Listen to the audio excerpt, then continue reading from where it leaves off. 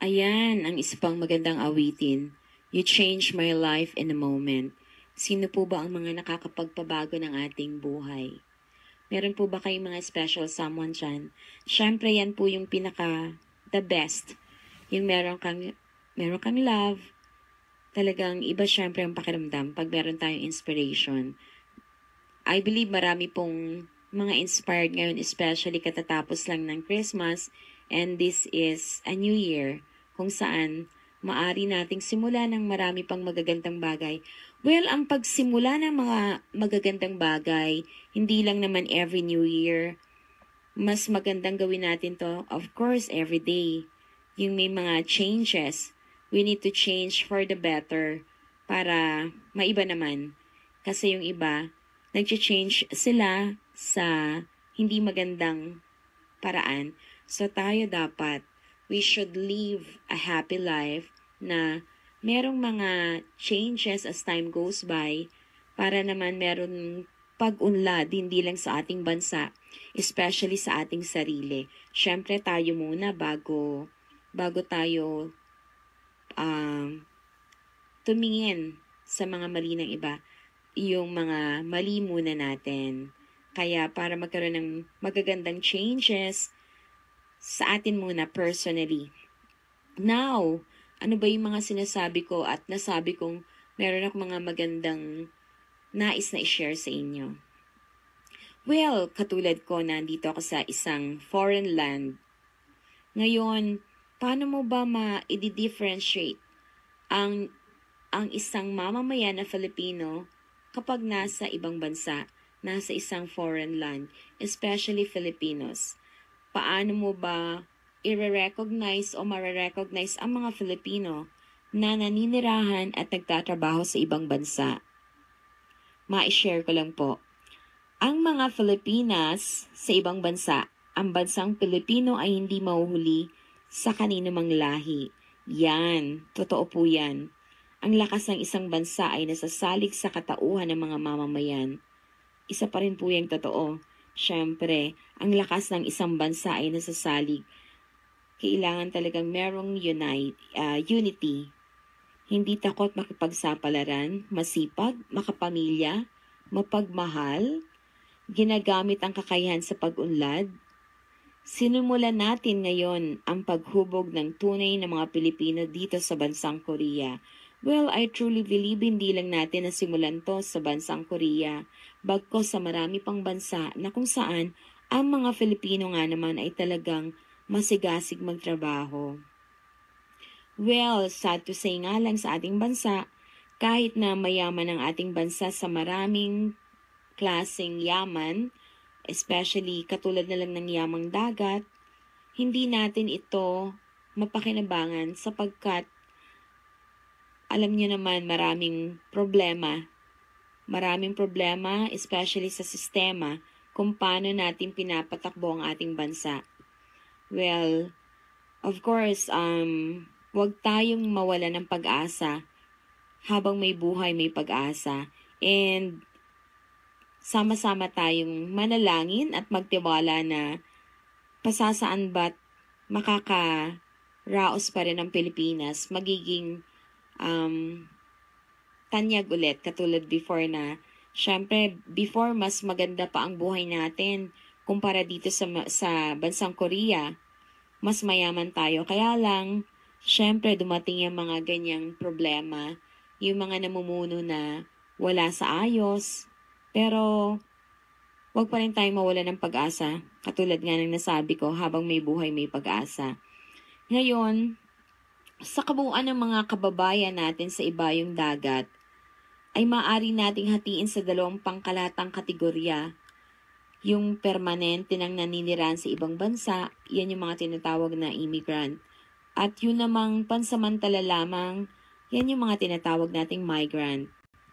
Sa hanay ng mga Pilipinong permanenteng naninirahan sa ibang bansa, mayroong mamamayan na mismo ng bansang tinitirhan. Doon na sila ipinanganak, lumaki o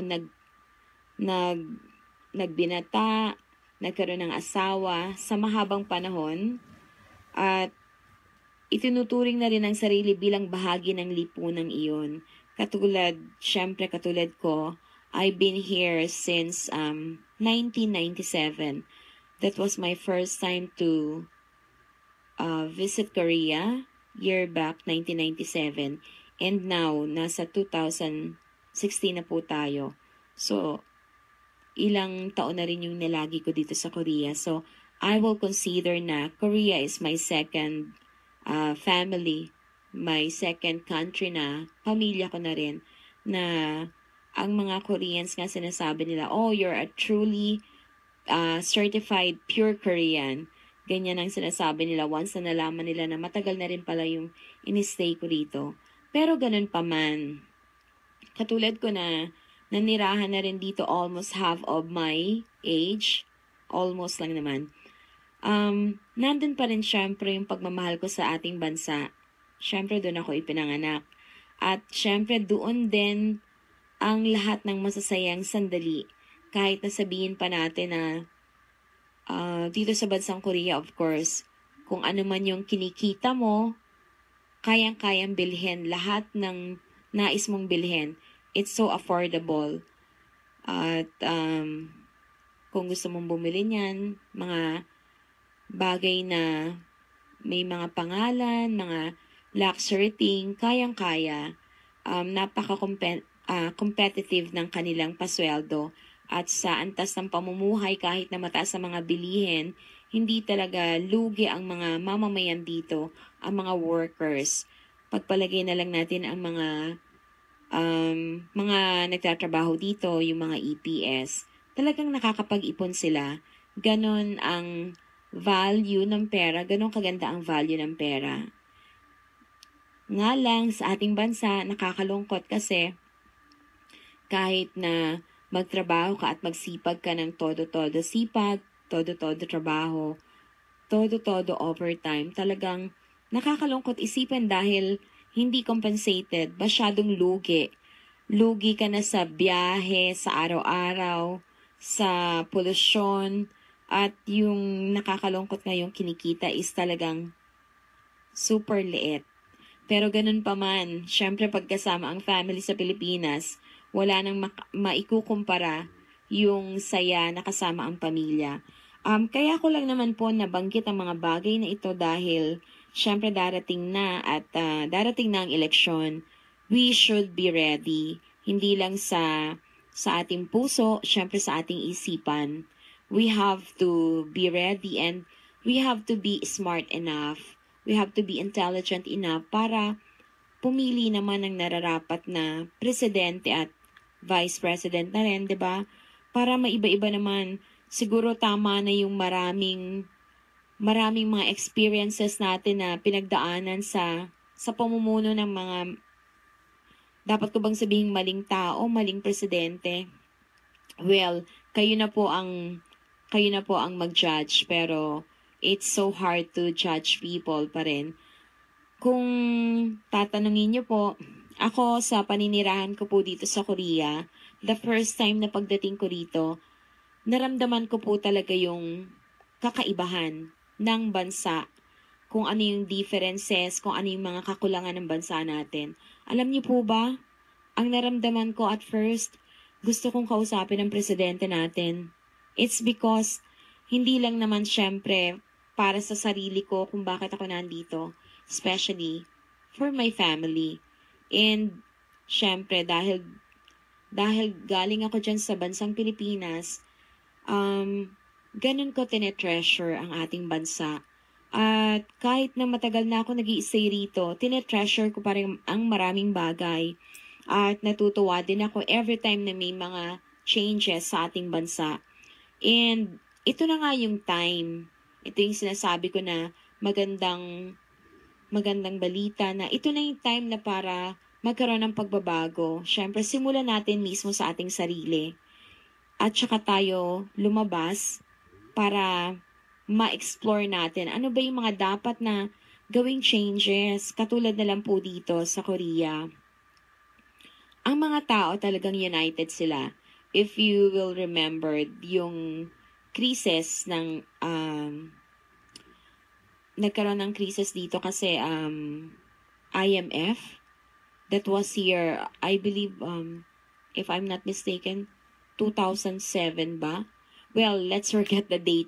Pero nung nagkaroon ng IMF, ang mga Koreans, mabibilib ka talaga dahil they are so united. Alam niyo po ba na nilabas pa nila yung mga golds nila, ay yung mga gold nila, yung mga kung ano yung pwede nilang ma-share para muling maiangat yung kanilang bansa. Ganun po yung pagmamahal ng mga Koreans ng mga mamamayan dito sa kanilang bansa. Ang akin lang po, gusto ko lang po siyempre ma-share at nais kong i-take ang opportunity na magkaroon po tayo ng pagmamahal sa ating bansa. At pasasaan ba magkakaroon talaga ng magandang kinabukasan ang ating mga